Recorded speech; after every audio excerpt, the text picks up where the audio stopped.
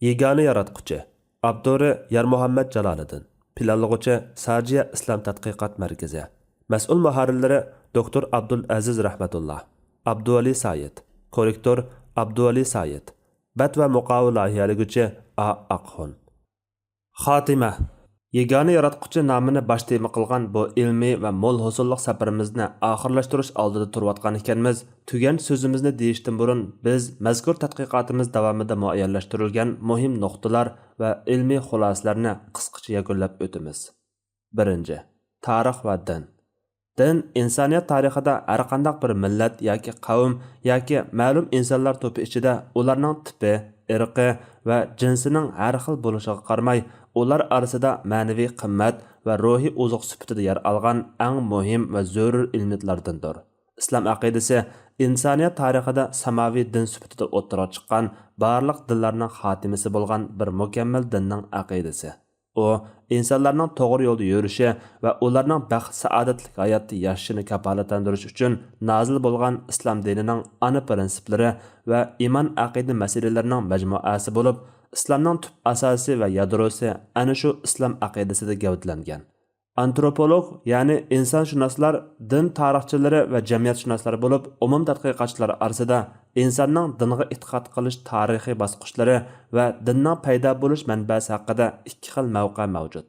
Materializm va ateizm himoyachilari insonlarning dastlabki e'tiqodini ko'p xudolikdan bir xudolikqa qarab ilgirlagan deganni o'ttirg'a qo'ygan bo'lsa, tadqiqotchilar mazkur da'voga qarshi holda qabilalar va eng qadimiy insonlarning aslida bir xudolik e'tiqodga aqida qilib kelganligini, bir xudolik dinning ko'p xudolik dinlardan ilgirli bor ekanligini, oldinqilarning faktlarini rad qiladigan va o'z qarashlarini muayyanlashtiradigan faktlar asosida isbotlashgan. Keyingilar yaqilgan bu ilmiy mavqe bo'lsa, vahiy haqiqatlarda muayyanlashgan bir xudolik diniy aqidaning insonlarning dastlabki diniy e'tiqodi bo'lganligini, ko'p xudolik e'tiqod hodisasining aslidagi sap e'tiqodga so'qinib kirgan kelgunda narsa ekanligini muayyanlashtiruvchi naqliy dalillar bilan birdaklikka ega. Dinning manbasi Allohdir. Din insonlarning ijodi degan da'vo bo'lsa, barliq variantlari qo'shilib asossiz va quruq da'vodan boshqa narsa emas. Chunki eng qadimki insonlarning bir xudolik aqidasida ekanligi haqidagi ilmiy mavqelar hamda vahiy haqiqatlarda kelgan asoslar dinning inson bilan tang mavjud ekanligini, dinning manbasining inson emasligini dalillaydi. İnsanның dastlabki e'tiqodi mayli bir xudolik aqidasidan ko'p xudolikqa taraqqiy qilgan yoki ko'p xudolikdan bir xudolikqa qarab to'xtagan bo'lsin, baribir din va uningdagi e'tiqodlarning ijodkori insonning o'zi degichlarga kelsak, ular din va xudo masalasini materializmlik yo'nalish asosida sharhlashga urinuvchilardir.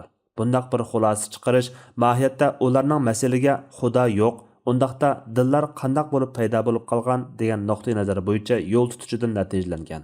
Yani kelib, bu xil mavqelarning hammasida dindorlarning xudo bor degan dalillarini birma-bir mat qilib o'tgan va pokitlik holda xudo yo'q deganga tutamliq isbot keltirib, muayyanlish bo'lgan ilmiy haqiqat asosiga qurilgan emas. Aksicha, xudoning yo'qligi go'yo munozir talab qilmaydigan masaladak pokitsiz bir da'voni tutqi qilishdan kelib chiqqan dogma mavqedir. İnsanның dinni ijod qila oladiganligini muayyanlashtirish orqali dinning insonning ijodiyati ekanligini da'vo qilish aqliy va ilmiy jihatdan qoyil qilarliq yo'q da'vodir. Chunki insonda din o'ydirib chiqish iqtidori bo'lishi insonning rostila dinni ijod qilib chiqqanligini ko'rsatib bermaydi. Mayli psixologlar, mayli faylasuflar yoki insonshunoslar bo'lsin, hammasi tadqiq qilish orqali insonda ma'lum bir dinni to'qib chiqa oladigan iqtidor bor degan natijaga bora olishi mumkin.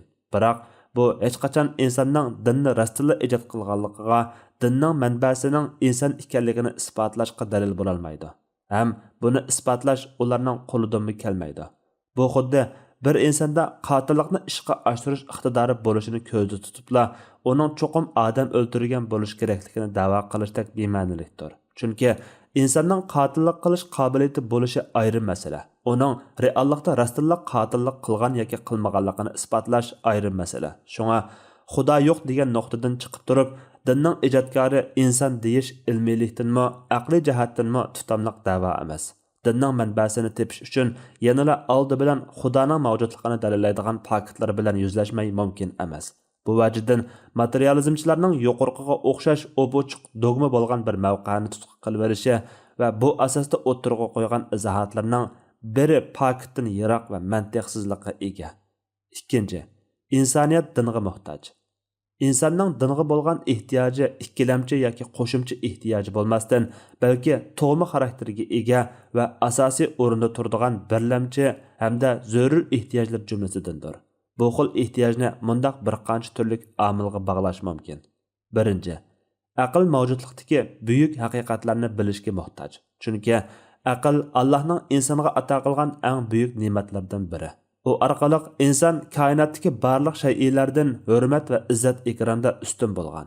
Aql insondagi idrokiy quvvatdan iborat muhim salohiyat egasi bo'lish sifati bilan hamisha o'z quvvatini kuchaytirish va uni to'yindirishni asosiy vazifa qilgan. U bilim ma'rifatini beyitishga eng yuqori darajada muhtoj bo'lib, tabiiy xususiyatlar har vaqt uni o'zi va atrofidagi shaylarni bilishga, mavjudlik haqiqatlari ustida izlanishga, masalaning tegi-taktini bilib yetishga rag'batlantirib turadi. Mavjudlikning siri, manbasi va g'oyasi haqida izlanishga undaydi. U mavjudiyat haqidagi inson nima uchun bor, nima uchun uningga aql va erkin iroda berildi, nima uchun uningga hayvon va boshqa jonliqlardan farqli imtiyozlar berildi, nima uchun koinotdagi nurg'un narsalar uning manfaati uchun xizmat qiladi degan savollarga, shundaqla o'z mavjudligi haqidagi qayerdan keldim, qayerga boraman, nima uchun qatorliq savollarga javob topish kerak. Din insonning mavjudligi haqidagi barliq savollarga ko'ngil taskin topqudak va qanoatlanarlik javob bera oladigan yagona manbadir. Ikkinchi, sog'lom fitrat dinga muhtoj. Chunki inson faqat aql bilan inson emas, u yana qalbga, ruhga, vijdonga, tuyg'uga ega. Inson yuqorqilarning hammasi birlashgan vujud egasidir. Uning insonlik salohiyatimi ana shu xil vujud egasi bo'lishidan natijalangan. Fitrat Allohning insonga o'zini tonishi va haq dinni qabul qilish uchun ato qilgan tug'ma va tabiiy xususiyatdir. U har bir insonda xuddi uning tenidagi genga o'xshash mavjud bo'lib turadi va uning haqiqatga moyil bo'lishiga turtki bo'ladi. Insonda fitratdan iborat saf tabiat bo'lganligi uchun u hamisha mukammallik izlaydi. Hamisha o'zi talab qilgan, izlagan va umid qilgan narsasining qo'lga kelishining nuqson va qusurdan xoli bo'lishini orzu qiladi. O'z tabiatining ehtiyojini qondirmagan, vujudida yer olgan bu tur bo'shliqni to'ldirmagan kishining ruhiyati bo'lsa, qurg'oqlik va parokandachilikdan xoli bo'la olmaydi. U toki yaratquchisiga aqida bog'lagan qadar shundoq o'tadi. Allohga aqida bog'laganda bo'lsa, uning chanqoq ruhi usuzligiga qanadi va ruhiy jihatdan amillikning, xotirjamlikning ta'minini tetishga boshlaydi. Inson mana bu sababdan dinga muhtojdir. Uchinchi, jamiyat dinga muhtoj.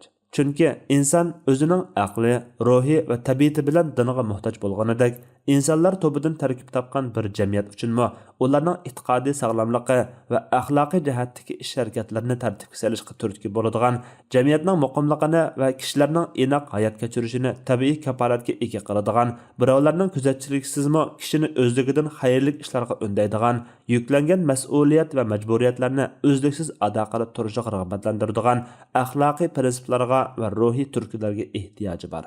Qonun tuzumlar kishilarni o'z-o'zidan xalab va suyib bajo keltirishga yetarlik omil bo'la olmaydi. Shunga cho'qimki, kishilarni ularga sirtqi jihatdan haydakchi bo'ladigan emas, balki ularning ichki dunyosida turib, ularni amal qilishga, mas'uliyatni suyib bajo keltirishga turtki bo'ladigan axloqiy qimmatlar, ichki undaklar bo'lishi lozim. Shunga din shaxsning ko'ngil taskinligi, pokligi va saodat uchun zarur bo'lganidek, jamiyatning inoqligi, barqarorligi va taraqqiyot uchun zarur. Bu nuqtadan din jamiyatni himoya qiluvchi qalqondir. Shuningdek, din layoqatli bir inson bo'lish uchun qancha zarur bo'lsa, mukammal jamiyat qurib chiqish uchun shuncha zarur va ta'xirsizdir. Uchinchi, islom nazarida din. Din so'zi arab tilida bo'ysunmoq, bo'ysundirmoq, itoat qilmoq, ergashmak, hisob bermak, yo'lga qo'yilgan shariat, bekitilgan tuzum, aqida qilingan maslak qatorliq bir qancha ma'nolarga ega. Atalg'uda din insoniyatni e'tiqodiy nuqtalarda haqiqatga, ish-harakat va muomalalarda yaxshilikqa yetaklaguvchi ilohiy bekitimni ko'rsatadi. U insonlarni ma'naviy va amaliy taraflardan xayrlikka, saodatga, nijotlikqa boshlab mang'uvchi rahbardir. Islom dini Alloh tarafidan nozil bo'lgan vahiy asosida mukammallik topgan. o'zidan ilgirki barliq samaviy dinlarni amaldan qoldirib, eng oxirgi va mangulik yetakchilikni o'z ustiga olgan. O'zgartirish va o'zga dinlar kabi burmalanib ketishdan yoki hayotning ma'lum tarafiga ko'ngil bo'lib, yana ma'lum taraflariga sal qarashdak nuqsonlardan va yoki kishilarning tabiiy iqtidori va talabiga uyg'un bo'lmagan takliflarni ularga yuklashdek oshqulliqlardan xoli bo'lgan mukammal bir dindir. Islom dini barliq payg'ambarlarning dinidir. U samaviy dinlarning xotimasi bo'lish sifati bilan dinning javhari va negiz qismlarida ilgirki barliq payg'ambarlar ilib kelgan da'vat, ya'ni chaqiriq bilan birdaklikni saqlagan. Buning eng tipik ifodasi umum payg'ambarlarning hammasi umumyuzlik holda yagona yaratquchiga bandalik qilish chaqiriqi qilinganda gavdalandi. 4. Aqida ilmi. Aqida so'zi arab tilidagi aqdun kalimasidan turlangan va shu asosda tilimizga o'zlashgan so'z bo'lib, chagmak, tugmak, bog'lamoq qatorliq ma'nolarga ega. Uning bu ma'nolari faqat moddiy shaylarga qaratilgan bo'lmasdan, ma'naviy qimmatlarning o'zgarmas va chambarchas bo'lib bekitilishiga ishlatiladi. Iste'moldagi ma'nosi: ko'ngil uni tasdiqlagan, qalb anga xotirjam bo'lgan va egasining nazarida shak aralashib qolmaydigan darajada mustahkam ishonchga aylangan narsadir. Gerçi aqida e'tiqod qilguvchining qilayotgan aqidasi to'g'ri yoki xato bo'lishidan qat'iy nazar, uning qalbida ma'lum narsaga shaksiz ishonish va tasdiqlashning vujudga chiqishini ko'rsatsimi, islom nazaridagi aqida e'tiqod hukmi alohida ma'noga ega. Chunki islom nazarida e'tiborga ilinadigan aqida e'tiqod insonda bor bo'lgan ma'lum bir bilish manbasi yoki vositalar asosida maydonga kelgan narsadir. Shunga uning iymon va aqida kategoriyasida qarg'ularcha ishonishga, pakitsiz taslim bo'lishga yo'l yo'qdir. Shunga aqida ilmi iste'molidagi aqida payg'ambar tarafidan insonlarni iymon keltirishga chaqirgan, payg'ambar ta'limoti asosida inson qalbi anga bog'lanib, uning to'g'riliqini jazmlashtirgan, uning keskin haqiqat ekanligiga ishonib, mayli bu ishonish aqlni manba qilgan yoki vahiy chaqiriqlarini manba qilgan va yoki sog'lom ongni manba qilgan va yoki bularning hammasini birdek manba qilgan bo'lishidan qat'iy nazar, ikkilanishga, shubhiga o'rin qoldirmagan holda iymon keltirish kerak bo'lgan barliq narsalarga chin qalbidan ishonish va tasdiqlashdir. Aqida ilmi mustaqil ilmdir. Aqida ilmining ta'biri dalil isbotlar asosida diniy aqidalarning haqiqatini bayon qilib berish va uning haqida tashlangan shak shubhalarga raddiya berish vazifasini o'z ustiga olgan ilm degandan iborat. Bu ilm yana usuliddin ilmi, tavhid ilmi, ilohiyat ya'ni teologiya ilmi, kalam ilmi, sunnat ilmi, fiqhul akbar qatorliq ismlar bilan ataladi. Iste'moldagi aqida hukmi bilan aqida ilmi o'rtasida farq bor. Aqida hukmi konkret ma'nolari mujassamlangan mustaqil hukmdir. Aqida ilmi bo'lsa, tadqiqot doirasi muayyan, temalari konkret, izdanish obyektlari aniq bo'lgan mustaqil bir fanning nomidir. Xususiy farq shuki, aqida atalg'usining ta'birida uning hukm jihatdan ko'zda tutilgan va shu asosda amaliy tatbiqlashda ishlatiladigan ma'nosi ko'zda tutilgan. Aqida ilmining ta'birida bo'lsa, uning xarakteri va vazifasi asos qilingan. Aqida hukmiga nazariyaviy ilm nuqtasidan emas, hukm va tushuncha nuqtasidan ta'bir berilgan. Aqida ilmiga bo'lsa, xuddi boshqa nazariyaviy bilimlarga o'xshashla mustaqil nazariyaviy ilm nuqtasidan ta'bir berilgandir. Aqida atalg'usi saodat davri bo'lgan payg'ambar davrida taxa maydoniga kelmagan. Qur'on Karim va hadislarda bugungi aqida ilmidagi qo'llanishi bo'yicha ishlatilgan atalg'u iymon atalg'usidir. Mazkur atalg'uning kelib chiqishi xuddi boshqa shariat ilmlarida payg'ambar davridan keyin maydoniga kelgan ilmiy atalg'ularga o'xshashla ilmlarning oddiylikdan murakkablikka, ixchamlikdan tafsiliylikka qarab mengishi, shundaqla ilmiy jihatdan atrofliq tushunishga yordami bo'lishi uchun diniy bayonlarning turli taqsimotlarga ayrilib izohlanishi zaruriyatga aylangan davrda maydoniga kelgan. Shunga aqida atalg'usi boshqa shar'iy bilimlardagi yangi va ijodiy atalg'ularga o'xshash ilmiy bo'lgan. Shundaqla shar'iy jihatdan qo'llanishi yo'lliq va zarur bo'lgan istilohlar jumlasidandir. Kuchli qarashga asoslanganda aqida atalg'usining Hijriya 3-asrdan boshlab ilmiy atalg'u sifatida keng ishlatilishga boshlanganligi va Hijriya 4-asrda kunimizdagidek rasmiy qiliblashgan ilmiy istilohga ega so'zga aylanganligi ma'lum. 5. Aqida bilan shariat orasidagi munosabat. Shariat so'zi arab tilida yo'l, iqim, bayon, aniq, ro'shan qatorliq ma'nolarga ega. Istilohda bo'lsa, shariat Alloh taolaning bandalar uchun yo'lga qo'ygan belgilamalari va diniy ahkomlardan iborat. Shariat so'zi yana uqum jihatdan bir qadar kengri ma'niga ega. Ba'zida u aqida bilan tangdosh ma'nini bildirib kelsa, ba'zida din ma'nisini, yana ba'zida islom millati ma'nisini bildiradi. Shariat atalg'usining bu xil ma'nolarda kelishi shariat qilib bekitilgan ahkamlarning har xil qaratmaligi bo'yicha ko'z turishidan kelib chiqqan bo'lib, ahkamlar bekitilish e'tibori bilan shariat deb atalsa, amal qilish va bo'ysunish nuqtasidan din deb, ahkamlarning Alloh tarafidan bekitilganligiga iymon etish nuqtasidan aqida deb ataladi. Olimlar dinni uning aqidaviy va amaliy qismlari asosida cho'ng jihatdan ikki turga ayirgan bo'lib, dinning aqida qismini usuluddin, dinning ul qismi, amalga munosabatlik qismni furuuddin, dinning tarmoq qismi deb atagan.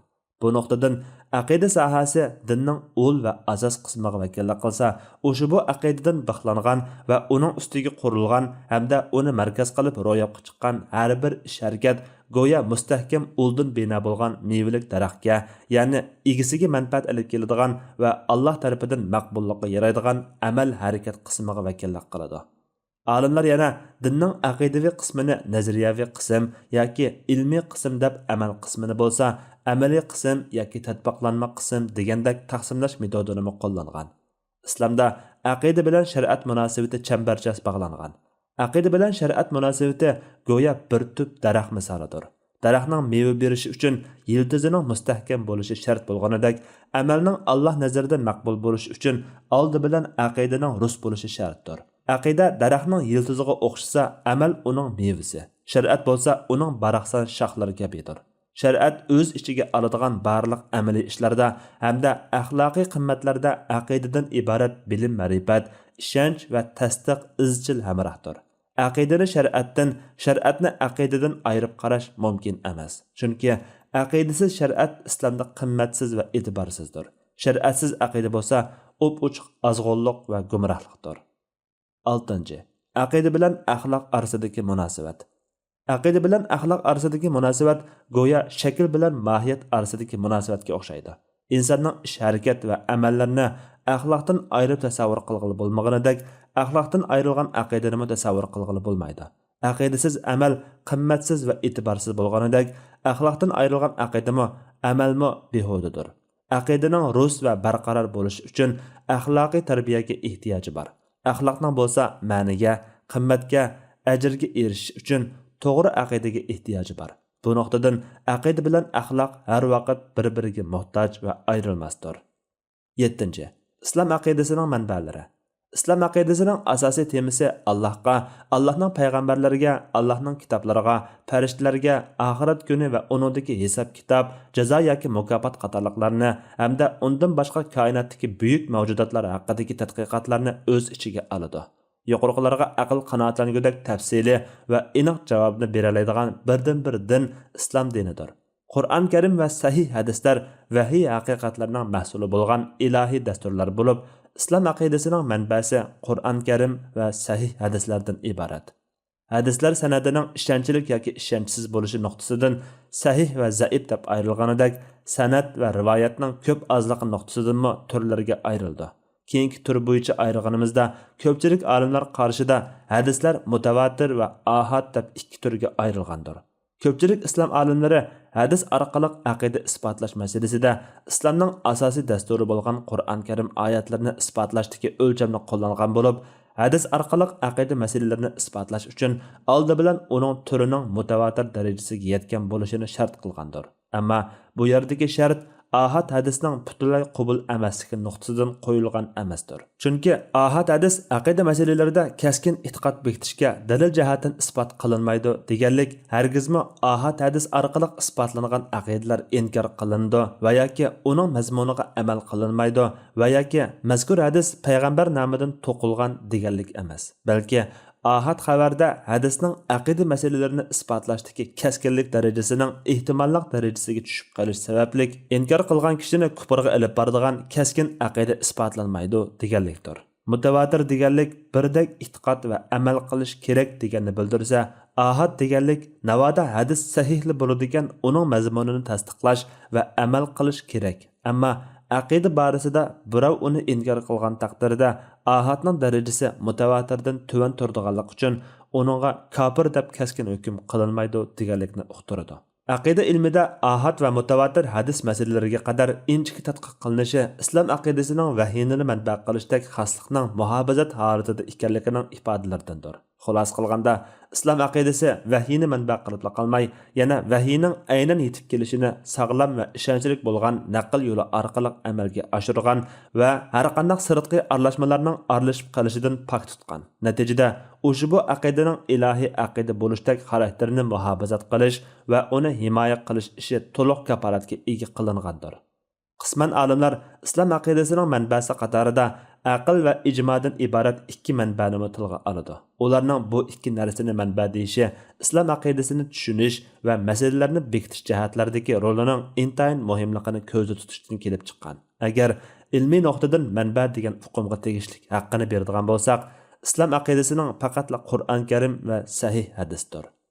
Aql va ijmoni manba demaslik, u ikkisining rolini inkor qilganlik yoki ahamiyatini e'tirof qilmaslikdan emas, balki mustaqil manbalik salohiyatiga ega emasligidandir. Chunki manba deganimizda cho'qim vahiydan o'zga har qanday bilish manbalariga tayanmay turib, mustaqil va o'z oldiga insonlarni hidoyatga yetaklay oladigan, g'aybiy haqiqatlarni izohlab bera oladigan to'g'ri aqidaning kelish manbalari ko'zda tutiladi.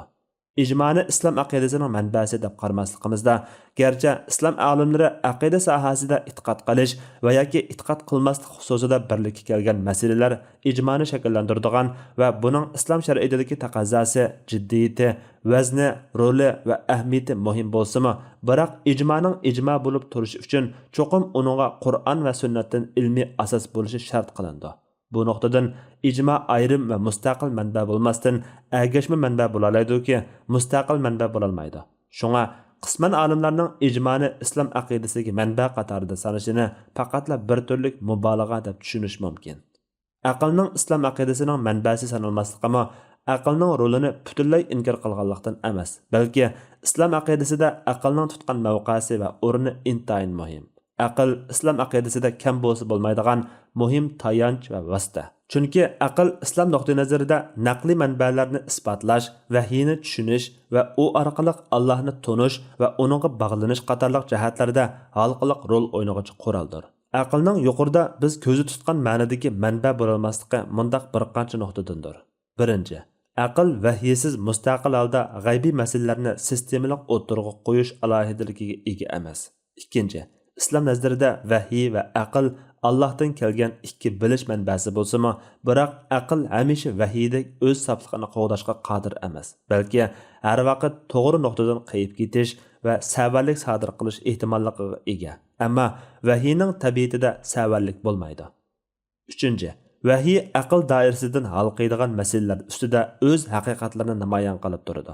Aqlning isbotlash va dalillash jihatdagi roli bo'lsa, bu narsalar oldida o'z ahamiyatini yo'qotishga majbur. Bundaq chaqda aqlga vahiy oldida taslim bo'lish va uni tasdiqlashdan boshqa chora yo'qdir. 4. Chekliklik hamisha cheksizlik oldida ojizdir. Vahiy ilohiy narsa bo'lish sifati bilan insoniy aqldan hal qilgan masalalarga javob beradi. Ilohiy bilim oldida aqlning bilishi chekliklikdir. Cheklik narsaning cheksiz narsaning o'rnini olishining o'zi sog'lom aql bo'yicha bo'lgandimi mumkin emas. Demak, aqlning vahiyga musallat bo'lishi yoki uning butun surik yetakchisi bo'lishi mumkin emas. Shuning uchun islom aqidasidan iborat ilohiy haqiqatlarda aqlning roli faqat o'zining doirasida qo'llaniladi. Xulos qilganda, aqlning ilohiy haqiqatlarni isbotlash, tushunish va tasdiqlashga yordami bo'lsa-mu, biroq u islom aqidasida vahiyning o'rnini oladigan darajada mustaqil manba bo'lish salohiyatiga ega emas. U savallikdan, xatolikdan xoli bo'lolmaslik va boshqa munosabatli omillar sababli har vaqt vahiyning yetaklashiga muhtoj. Barcha haqiqatlar aql va naql bir gavda holatida haqiqiy namoyon bo'ladi. Naql bo'lmasa aql ezib ketishdan, aql bo'lmasa vahiymi xato hazm qilinishdan saqlanolmaydi. Naqlni yetakchi qilgan aql naqlning haqiqatini isbotlash orqali uni himoya qilsa, aqlni yordamchi qilgan naql o'zining sof va pok tabiatini atrofga jo'lalantirib turadi. Aql vahiyning nuri orqali parlaq hidoyatga noil bo'lsa, uning tafsiliy ma'lumotlari orqali g'ayb masalalarida xatolashishdan aman qoladi. 8. Islom aqidasining alohidaliklari. Islom aqidasining o'zga ideologiya va aqidalardan farqlanib turadigan xoslik va alohidaliklari intayin ko'p bo'lib, bular ishida gavdilik bo'lganlari tuvandagilardir. 1. İlahi aqida. 2. Barqaror aqida. 3. Mukammal aqida. 4. Ro'shan aqida. 5. Real aqida. 6. Aktivlashtiruvchi aqida. 7. O'ttirhal aqida. 9.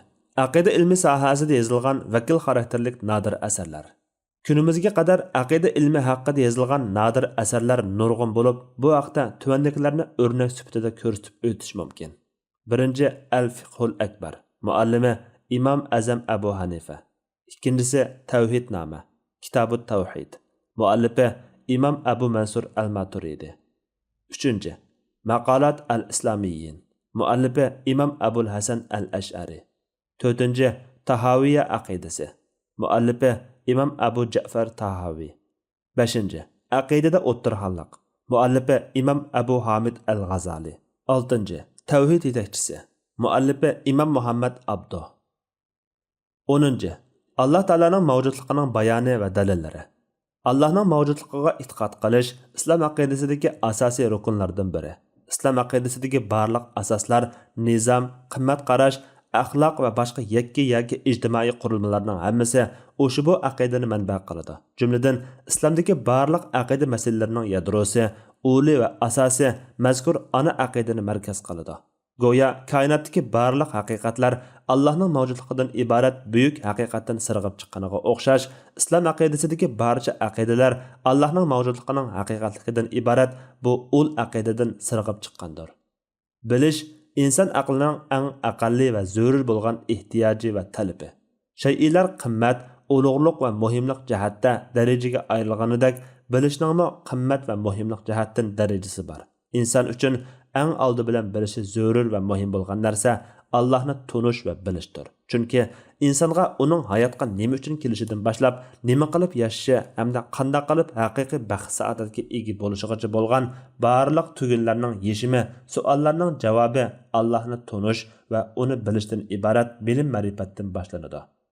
İnsanlıqning mavjudlikdagi martabasini bilish Allohni bilishdan kelganidek, Allohning mavjudlikdagi martabasini bilishmi insonning o'zini tunishidan kelgan. Bu jihatdan insonning Allohni tunishi bilan insonning o'zini tunishi chambarchas bog'langan. Danishmanlar aytgandek, o'zini tunigan Rabbini tuniydi. Allohni bilish va tunish deganlik qandaqdir abstrakt holda Xudodan iborat bir mavjudiyatning borligini yuzaki bilib qo'yishni yoki shu vaqtda nazariyaviy ma'lumotlardan xabardor bo'lib qo'yishni va yoki shaxsda bu vaqtdagi ma'lumotlar asosida muayyan qarashning tiklanishini ko'rsatmaydi.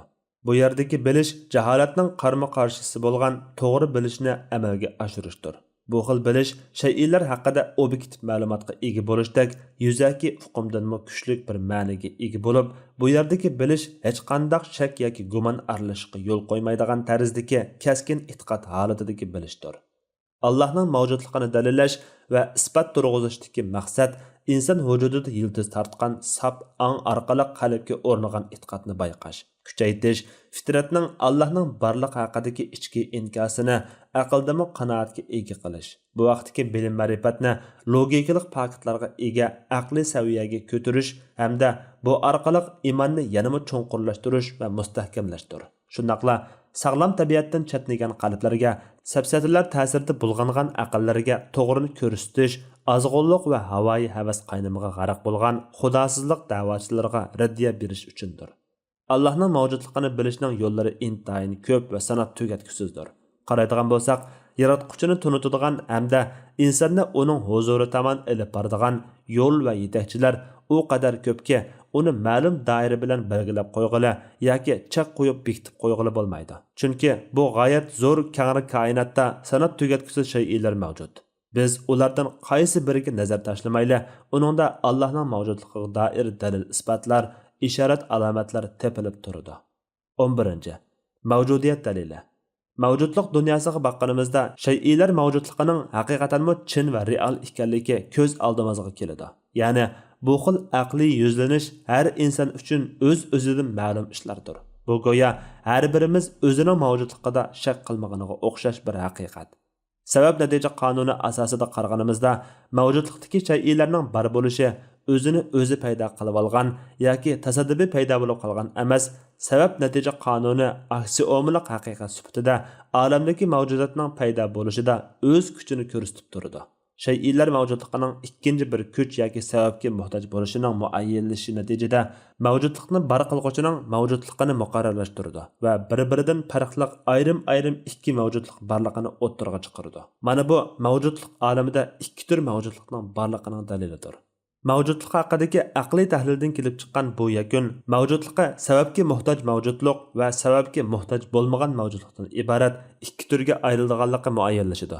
Aqida ilmida oldingi turdagi mavjudlik mumkin mavjudlik deb ataladi. Keyingisi bo'lsa muqarrar mavjudlik deb ataladi. Mumkin mavjudlikning mavjudot olamida putirayotganligining o'zila bizni shay'iylarning mavjudiyatini yo'qdan bar qilgan ikkinchi bir mavjudlikning muqarrar mavjudligining borligini muayyanlashtirishga elib boradi. Shubhisizki, mazkur mavjudlik ideyasi bo'yicha tahlil qilganda butkul mavjudiyatning hammasining birli turga tava bo'lishining mumkin emasligi. Cho'qim mavjudlikni o'z g'ayridan elayotgan mavjudlik bo'lish bilan birga mavjudlikqa butunlay boshqaga ehtiyoji tushmasdan mavjud turayotgan manba xarakterlik bir mustaqil mavjudiyatning bo'lishining muqarrarligi o'ttirg'a chiqadi. Mavjudiyat ana shundoq ikki turga ayrilish bilan birga ular orasida ta'sir qilish va ta'sirga uchrash munosabati bo'lishi aniq. Shunga mazkur munosabatda birining mavjudlikni bar qilgan manba bo'lishi, yana birining mavjudligining ashu manba xarakterlik mavjudlikning ta'siriga uchrashdan bar bo'lgan mavjudlik bo'lishi muayyanlashadi. Mana bu aqliy yakun tabiiyla muqarrar mavjudiyatning, ya'ni Xudoning borligining isbotidir.